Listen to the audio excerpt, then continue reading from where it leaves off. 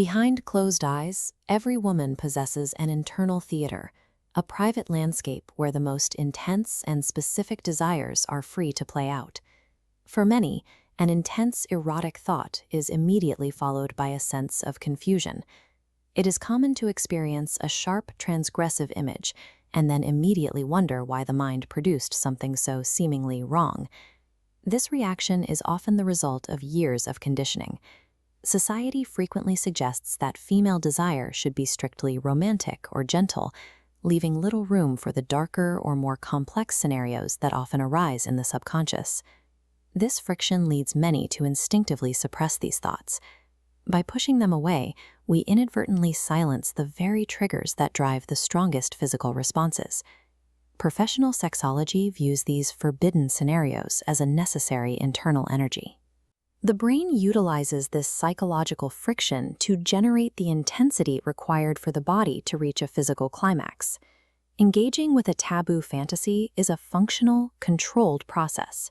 It provides the psychological leverage needed for the body to reach a complete physical release. This diagram highlights the pathway connecting cognitive activity to physical arousal. Signals travel from brain to pelvis. Notice the steep rise leveling off, the plateau phase, which must be sustained for orgasm. Fantasy facilitates this, providing mental permission to let go, stretching the plateau. This process explains the neurology of taboo.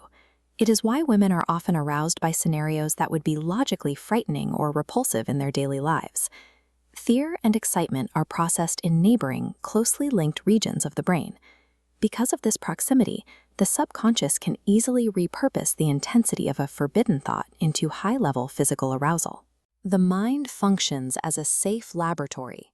Intellectual enjoyment of a scenario does not reflect a literal desire to experience that scenario in reality. Understanding that fear and arousal are neurologically adjacent helps remove the shame from intense fantasies. They are reliable tools for extending the plateau phase and deepening the physical experience.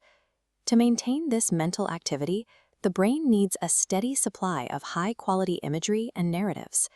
This involves building a pleasure portfolio, an active, lifelong project of gathering specific themes that resonate with your unique internal frequency.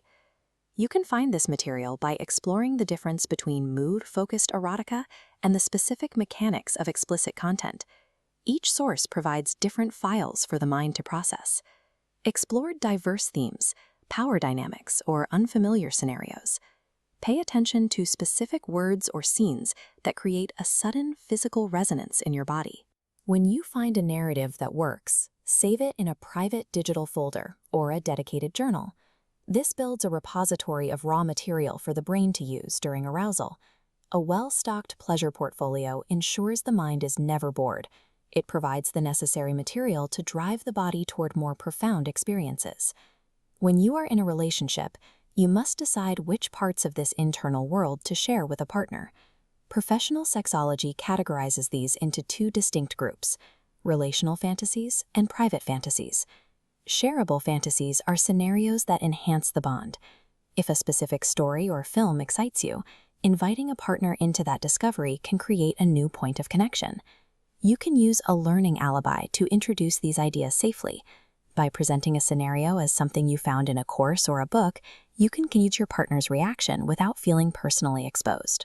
However, vaulted fantasies, such as extreme power plays or scenarios that deviate from your daily identity, often work best when kept strictly internal. These narratives frequently derive their arousal power from their status as forbidden ideas. Bringing them into reality can actually neutralize their effectiveness.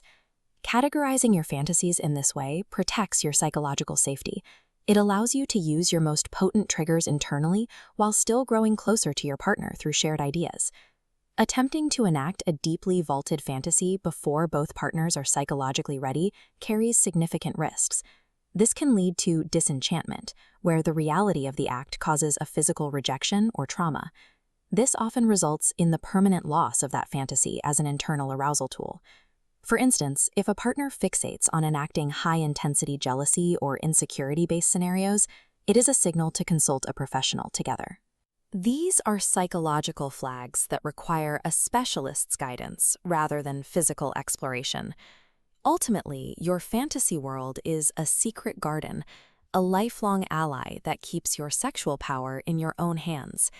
By curating this internal landscape, you gain the ability to access deep, soul-stirring pleasure, regardless of your external circumstances. The electronic version of all chapters from the full book, She Who Awakens by Alina Chamberlain, can be found at wishforlove.org.